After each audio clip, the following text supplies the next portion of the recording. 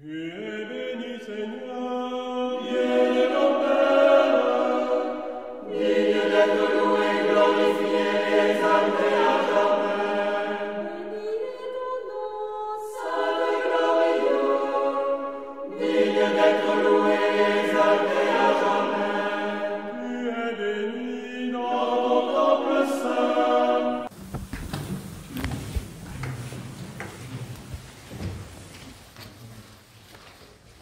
Bien. Nous avions prévu de commencer à 15h30. Nous avions prévu d'arrêter aussi à 16h30. Je sais que certains d'entre vous doivent aussi partir. On tâchera de ne pas dépasser 16h45 pour cette petite conférence, en fonction de votre intérêt, de vos questions, et puis de la longueur de mon exposé, qui devrait normalement dépasser 3 heures, mais je vais tâcher de raccourcir. Voilà. Alors, le thème, c'est les épiphanies du Seigneur. On en a discuté un petit peu avec le diacre Christophe, puisque c'est le temps de ce jour. Alors, et je m'étais dit, je vais commencer par 2 anecdotes. D'abord, l'un d'entre vous m'a demandé tout à l'heure quelle est la différence entre épiphanie et théophanie. Et comme avant, il y avait une discussion en disant que les jésuites disaient il ne faut surtout pas répondre de suite, c'est comme j'ai répondu en disant attendez un petit peu. Donc, premier élément, c'est celui-là. Deuxième élément dont j'avais prévu de parler, et c'était aussi une question posée par l'un d'entre vous, Jean-Luc, qui était quand même pourquoi les orthodoxes ont-ils 2 dates de Noël différentes, et quand même est-ce que si on veut favoriser l'unité des chrétiens, est-ce que ça serait pas bien qu'on ait la même date? Ce à quoi j'ai répondu, ça ne me paraît pas l'essentiel. Mais je voulais quand même vous expliquer, parce que et le fait que nos amis ukrainiens soient là, l'an dernier, à la même époque, le matin, c'était le 25 décembre au matin, une chaîne de télévision française m'appelle et me dit « Est-ce que vous pourriez, s'il vous plaît, parler des 2 différentes dates de Noël sur la chaîne LCI ?» Alors j'aurais dit, je veux bien, mais je suis occupé ce matin puisque je célèbre Noël. Ah bon, on va s'arranger, on peut vous faire passer juste après 13h30. J'ai dit, d'accord, je veux bien, mais à une seule condition, je ne veux pas parler du conflit politique entre l'Ukraine et la Russie. Je veux bien vous parler des 2 dates différentes de Noël. Ça, je peux. Le reste, je ne veux pas m'engager, ce n'est pas mon sujet essentiel. Et donc, certains d'entre vous ont vu ce petit passage. J'ai été interviewé sur LCI à propos des 2 dates différentes de Noël.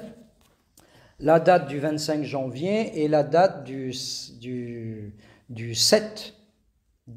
25 décembre, excusez-moi, et la date du 7 janvier, puisque c'est la date où aujourd'hui nos amis russes, ukrainiens, serbes et d'autres églises liées au monde slave célèbrent la fête de Noël qu'ils ont célébrée hier soir dans la nuit.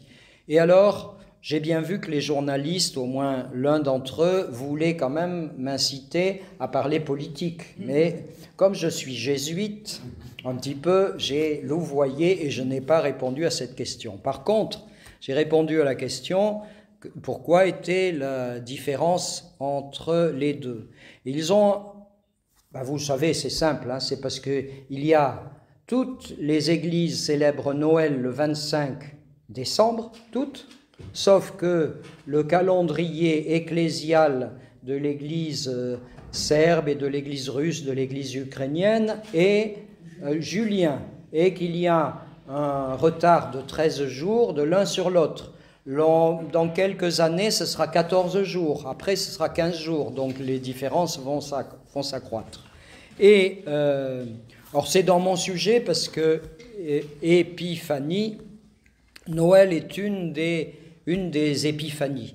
Et qu'est-ce que je voulais vous dire? Il y a eu une question à un moment donné en disant, et ça s'est réalisé un an après, en disant qu'est-ce que vous pensez si l'Église ukrainienne adopte le calendrier occidental? Et j'ai répondu en disant, c'est pas à l'État ukrainien de décider quelle est la date de Noël dans un pays. C'est une question qui concerne les églises. Et je sais que, c'est ma conviction profonde, c'est l'Église qui doit se réunir. Après tout, on peut tout à fait imaginer ce qui est le cas à l'heure actuelle, mettons en Ukraine. Certaines églises orthodoxes célèbrent Noël aujourd'hui et d'autres l'ont célébré le 25 décembre. Pourquoi pas? Mais c'est un choix des églises et ça ne doit pas être, à mon avis, un choix de l'État. Ce n'est pas à l'État à intervenir dans la vie des églises. Ce qui a été fait, par exemple, en France à la Révolution française. L'État est intervenu très fortement pendant une certaine période, entre 1789 et 1793, dans la vie de l'Église, au point de dire il n'y a plus de dimanche, on va célébrer l'être suprême, plus question de divine Trinité, et on célèbre l'être suprême, et il n'y a plus de dimanche, la semaine elle ne fait plus 7 jours, c'est une décade, enfin vous savez peut-être tout ça, et on a supprimé, non, oui, bon, enfin bref, tout ça pour dire, je vais revenir quand même à mon sujet, mais on était quand même dans le sujet de l'épiphanie, les épiphanies du Seigneur. Noël est une épiphanie. Alors vous savez tous depuis tout à l'heure qu'est-ce que veut dire théophanie. Je vois s'il y en a qui ont suivi. Dieu. Oui, théo c'est Dieu et phanie c'est manifestation. Donc théophanie c'est manifestation de Dieu, ce que l'on a fêté aujourd'hui avec la manifestation de la divine Trinité pour le baptême du Christ. Maintenant, épiphanie.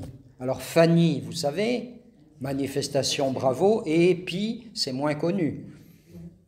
Épi, ça veut dire ce qui est au-dessus. Donc, c'est une manifestation, on pourrait dire par en dessus. Ce qui est clair pour la fête de Noël, puisque Dieu s'est fait homme. Dieu est venu. Alors on utilisait le terme épiphanie dans le monde grec pour désigner toute manifestation des dieux ou des esprits, manifestation sur cette terre. Et ce terme a été repris bien sûr par les chrétiens pour imager et désigner toutes les manifestations divines. C'est pour ça que le sujet de la conférence aujourd'hui, c'est les épiphanies du Seigneur, ce qui veut dire toutes les manifestations qui viennent d'en haut et qui se manifestent sur notre terre. Alors, l'épiphanie en tant que telle en Occident, c'est quoi? On l'a fêté hier. C'est la fête de la venue des rois mages, des mages, puisqu'ils sont devenus rois après, à Bethléem. Et cet épisode-là ne se passe pas au moment de la naissance du Christ. Il se passe, selon les historiens et selon ce que dit l'Évangile aussi, il se passe environ 2 ans après la naissance du Christ. Et quand on lit l'Évangile, les mages, ils ne vont pas dans la crèche, là où il y a la mangeoire, ils vont dans la maison de Marie. C'est parce qu'ils ont vu l'étoile briller là où ils étaient, en Mésopotamie. Ils l'ont vu briller au moment de la naissance du Christ. C'est on peut dire une épiphanie, puisque c'est un phénomène céleste. Et ils ont pris leur temps, ils sont arrivés avec leurs chameaux, ils sont arrivés, dit-on, 2 ans après à Bethléem. Alors, on parle de épiphanie, donc de manifestation de Dieu. Il y a quelque chose qui est un petit peu choquant, c'est que tout à l'heure dans la liturgie, nous avons parlé de Dieu et nous avons dit « Dieu est inaccessible, il est insaisissable, il est invisible, il est ineffable ». Or, ineffable, c'est celui Je fais un petit jeu de mots, mais c'est pas loin de la vérité. Celui dont on ne peut pas raconter la fable, parce qu'on ne l'a pas vu. Celui dont on ne peut pas parler. Celui qui est incommunicable.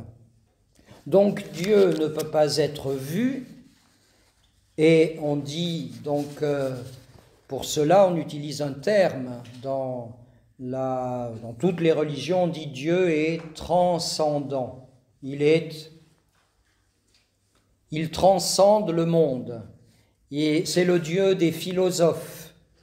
Et il est vraiment incommunicable. Mais nous savons aujourd'hui il est intéressant de saisir en même temps le deuxième terme. Et vous savez quel est l'opposé de Dieu est transcendant? Dieu est immanent. On parle de la transcendance de Dieu et de l'immanence de Dieu. Et le mot immanent, ça vient du latin et ça veut dire qui reste dedans, immanent, qui demeure à l'intérieur, en fait qui est avec. Et c'est ce que nous avons vécu avec l'incarnation du Verbe en fêtant Noël le 25 décembre. Nous avons fêté l'incarnation du Verbe que l'on appelle Emmanuel. Et Emmanuel, en hébreu, ça veut dire Dieu avec nous. Dieu avec nous. Et comme je le disais ce matin à l'homélie, le Christ nous dit « Je suis avec vous jusqu'à la fin du monde ». Donc il y a à la fois un Dieu transcendant, au-delà de tout, que l'on ne peut pas toucher, que l'on ne peut pas imaginer, et en même temps, le Dieu qui se manifeste dans ces épiphanies au pluriel. Alors, le mot phanie, la partie phanie qui veut dire manifestation, on le trouve également dans le mot français un phénomène. On va parler la chute de neige. Alors, je suis très intéressé par les chutes de neige parce que j'espère bien aller au ski demain. Dans mes Pyrénées, les chutes de neige sont un phénomène de la nature. C'est une apparition. Il y a 3 mois, je rêvais de la neige qui allait tomber, mais là, ça s'est bien manifesté. Elle est tombée, elle est en train de tomber. C'est un phénomène naturel. Et dans le mot français « manifestation », il y a quoi? Il y a la main. Manifestation, il y a la main. Et manifester ce que l'on peut prendre dans sa main pour le voir, pour le montrer. Et comme le disent les apôtres, ils disent « Ah, le Christ, nous l'avons vu, nous l'avons touché, nous avons mangé avec lui. » Et je voulais vous lire à ce propos ce qu'écrit Saint Jean dans sa première épître. C'est au tout début, les 2 premiers versets, il écrit ceci. Il parle du Christ. Et il dit « Ce qui était dès le commencement, ce que nous avons entendu, ce que nous avons vu de nos yeux, ce que nous avons contemplé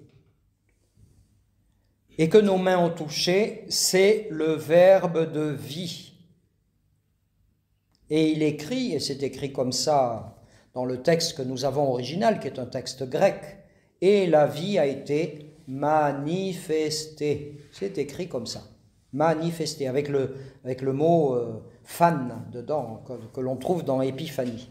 « Nous l'avons vu. Et nous déclarons, nous vous annonçons la vie éternelle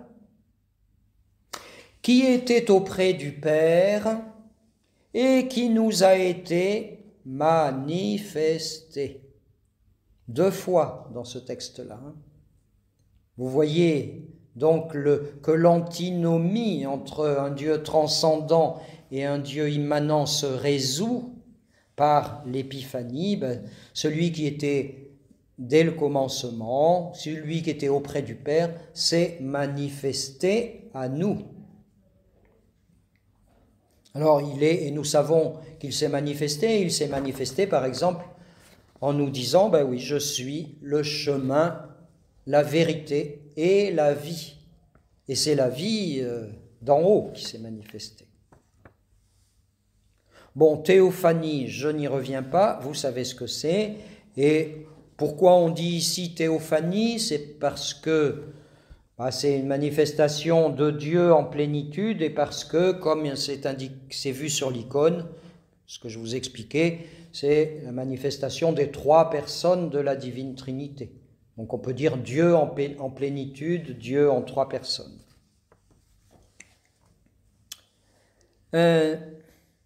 Et d'ailleurs, tout à l'heure, qu'est-ce que nous avons chanté?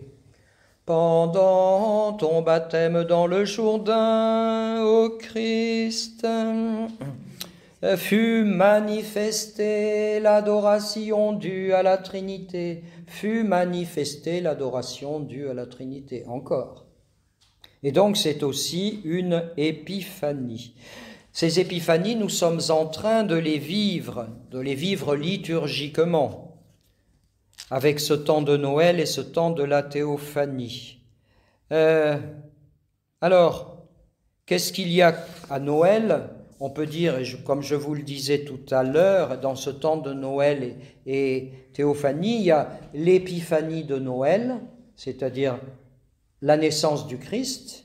Il vient sur la terre et il a quelques jours. Il commence par avoir un jour, 2 jours, 3 jours. Ensuite, il y a ce que l'on a fêté hier au 6 janvier, qui est l'épiphanie de la visite des mages. Donc là, le Christ a 2 ans. Et aujourd'hui, nous avons vécu liturgiquement l'épiphanie du baptême du Christ, que l'on appelle théophanie. Et là, elle se passe est-ce que vous savez à quel âge du Christ elle se passe? Vers les 30 ans? Oui, 30 ans, oui. 30 ans. Elle se passe à l'âge de 30 ans, oui. Alors, il y en a une autre qu'on a vécue dans la semaine et que l'on a célébrée dans la semaine. Vous l'avez peut-être vu sur votre calendrier, une autre épiphanie. C'est le Christ qui a 12 ans. Et qu'est-ce qu'il fait à l'âge de 12 ans? Extraordinaire. Pardon? Il est dans le temple, oui. Et il enseigne les docteurs de la loi. Et ils sont quand même stupéfaits. Ils sont stupéfaits. Parce que quand même, il a 12 ans.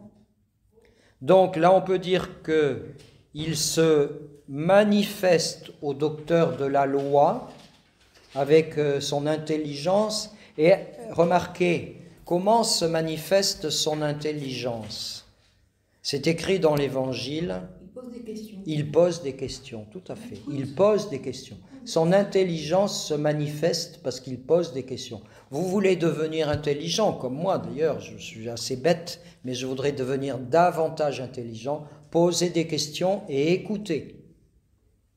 Et le Christ, il est pourtant fils de Dieu, et il pose des questions. Alors il pose des questions, bien sûr, vous allez me dire, il pose des questions aussi en tant que fils de Dieu pour interroger l'homme et pour faire avancer l'homme.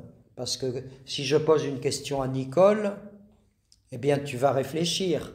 Tu vas peut-être aller interroger Frédéric. Tu vas interroger la Bible. Donc le fait de poser des questions, ça nous fait cheminer aussi. Mais en tant qu'homme, le Christ a posé des questions. En tant qu'homme, le Christ a regardé son père adoptif, le charpentier, l'architecte, comment il bâtissait les maisons. C'était intéressant. Et le Christ au temple se manifeste. Vous savez que ses parents s'inquiètent.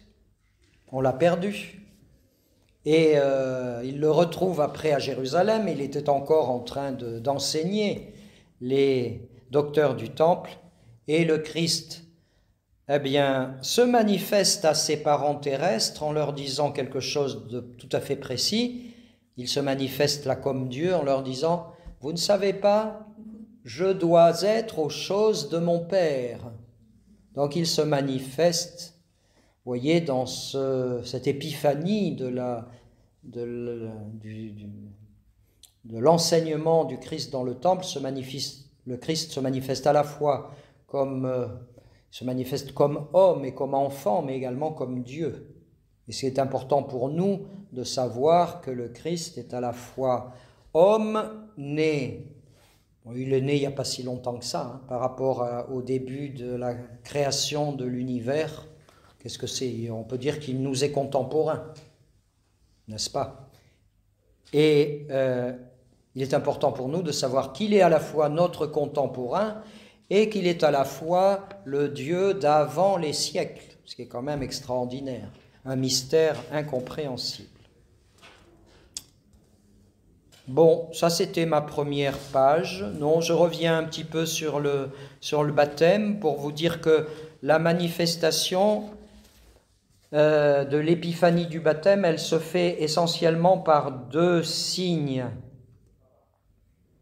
La voix du Père qui a été entendue et des personnes, vous pouvez aussi recevoir des manifestations divines, ça peut se faire par la voix du Père, soit une voix extérieure, j'ai entendu des personnes qui ont entendu extérieurement la voix, soit par une voix intérieure.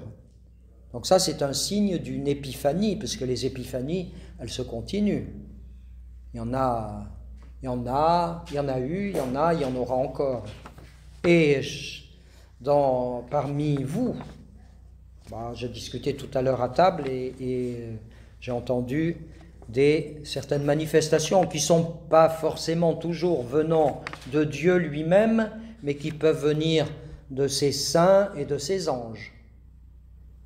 Ou alors des défunts qui nous veulent du bien aussi. Ce sont des épiphanies parce qu'elles viennent, c'est des manifestations qui viennent par en haut. Alors, au baptême dans le Jourdain, il y a donc la voix du Père et il y a un deuxième signe, j'en ai parlé dans l'homélie, c'est la colombe. Ah oui, la colombe qui vient, qui manifeste l'esprit sous forme de colombe. Donc nous pouvons aussi voir, alors ça m'est arrivé, mais ça vous est arrivé aussi, de voir dans des formes extérieures des signes. On peut les voir dans la nature. On peut les voir, pourquoi pas dans l'Église. Des signes qui peuvent soit concerner tout le monde, mais soit concerner uniquement la personne elle-même, ce qui fait que la personne elle-même sera la seule à voir le signe. On a dans les apparitions de la Vierge, on sait très bien par exemple qu'à Lourdes, la Vierge apparaît et seule Bernadette la voit, seule Bernadette l'entend. Et ceux qui sont à côté, ils ne voient pas, ils n'entendent pas, mais ils savent bien qu'il y a quelque chose qui se passe. Ils sont quand même témoins, au moins sur le visage de Bernadette. Ça, c'était pour la première page. Il m'en reste deux, mais je peux abréger. Mais peut-être déjà avez-vous des questions ou des remarques?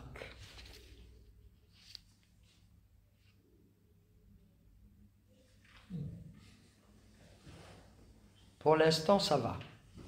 Alors, je voulais aussi associer à la manifestation un mot qui est que l'on utilise, que l'on accole souvent à manifestation, c'est manifestation en gloire.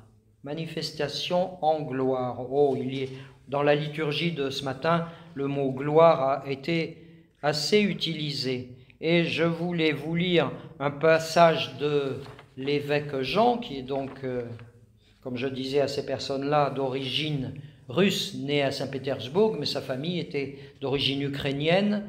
Et quand je suis allé en Ukraine, je suis allé au nord de Kharkiv ou Kharkov, selon qu'on prononce, Kharkiv, et je suis allé voir la maison, le reste de la maison des Kovalevski avant qu'ils n'émigrent en France. Ils sont partis vers 1921 1920-1921, ils sont partis de Kharkiv, de cette région-là. La maison était en ruine, j'ai interrogé quelques personnes qui m'ont dit « Ah oui, les Kovalevski, oui, on se rappelle de telle et telle personne, de l'arrière-grand-mère, etc. » Et donc sa famille était d'origine ukrainienne. Voilà,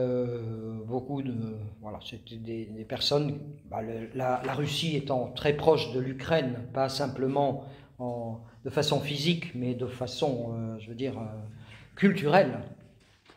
Ils étaient, comme beaucoup, encore à l'heure actuelle, à la fois russo-ukrainiens, enfin slaves, et devant leur tradition, chrétienne, à l'évangélisation par saint Cyril et Méthode, et par des disciples de la région d'abord de Kiev.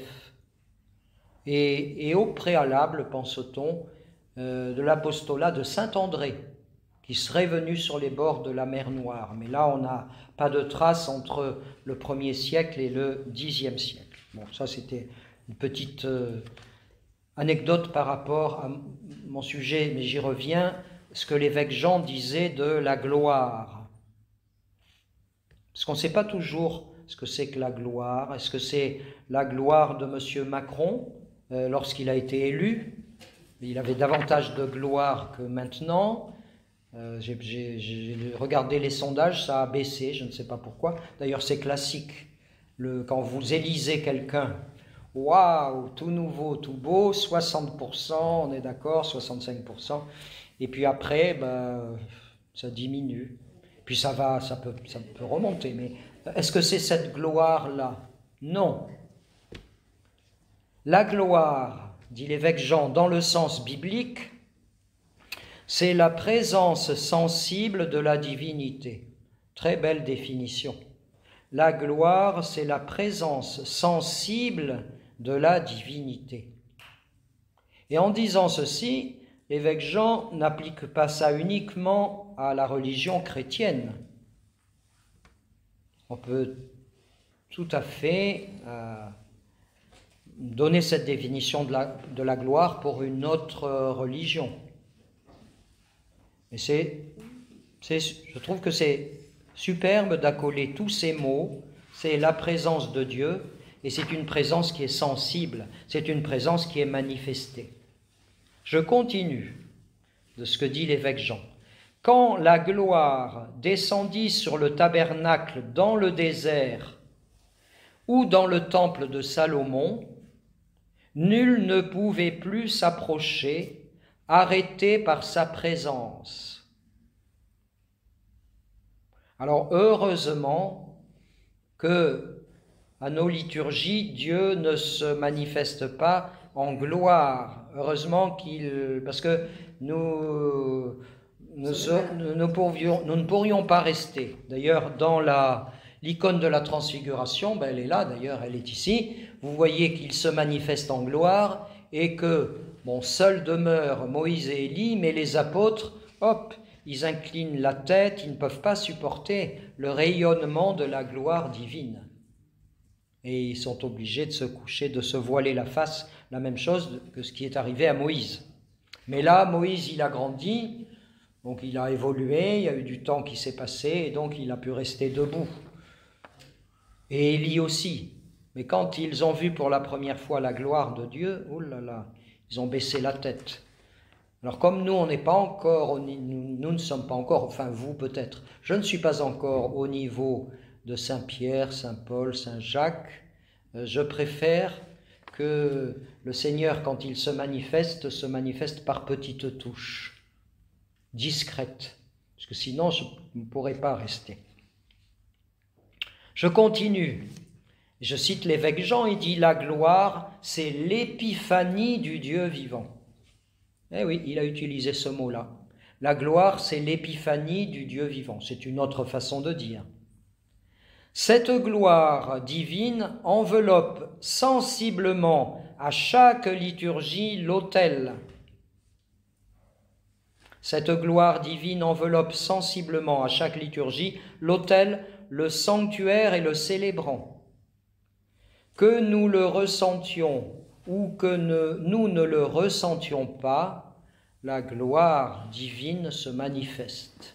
Seigneur.